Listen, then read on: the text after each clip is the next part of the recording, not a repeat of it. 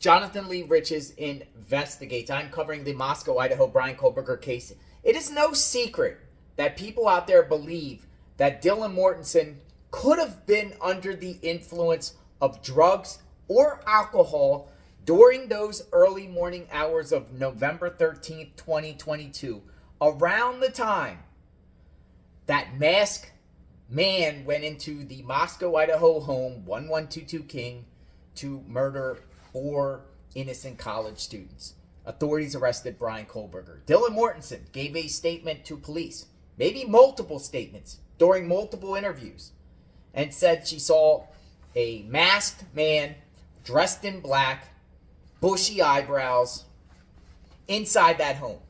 Now, people are wondering if Dylan Mortensen was under the influence of any drug or alcohol, would that make her an uncredible witness or a credible witness? Does it matter? And that is interesting because there's a lot of talk about that. There's a lot of talk that people are curious to know if she would be reliable if she went to the stand. Would the defense tear her credibility apart? Say the defense said you were under the influence of alcohol. But how would they be able to tell? At the time, if Dylan Mortensen did speak to police, and it looks like it was maybe possibly 8 or 9 hours later because the 911 call wasn't called to just before 12 p.m. the next day. When police were talking to her, was she still under the influence, you think? If she was under the influence, and if she was under the influence, did authorities give her a drug test? Do they have to with witnesses? I'm not so sure.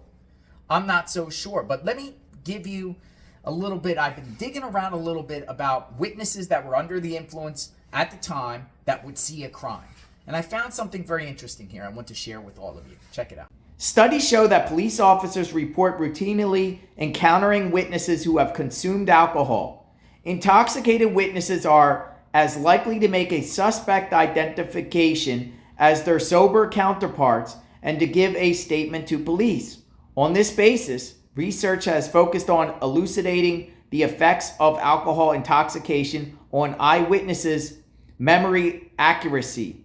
In laboratory studies using moderate doses of alcohol, studies suggest that intoxicated witnesses are less complete in their recall, but also no less accurate and no more prone to reporting false information. Very, very interesting. If Dylan Mortensen was under the influence of alcohol, do you think she would be a reliable witness? So, yeah, maybe it doesn't matter. Maybe it doesn't matter if you had 10 beers, 5 beers, 1 beer, and your mind was a little bit, woozy, and you think you saw something. I don't know. That's going to be a good question because I definitely think it might be, she might be grilled on that by Bryan Kohberger's defense. Maybe she wasn't drinking at all. Maybe she didn't have any alcohol or drugs, but where was she that night when she arrived home?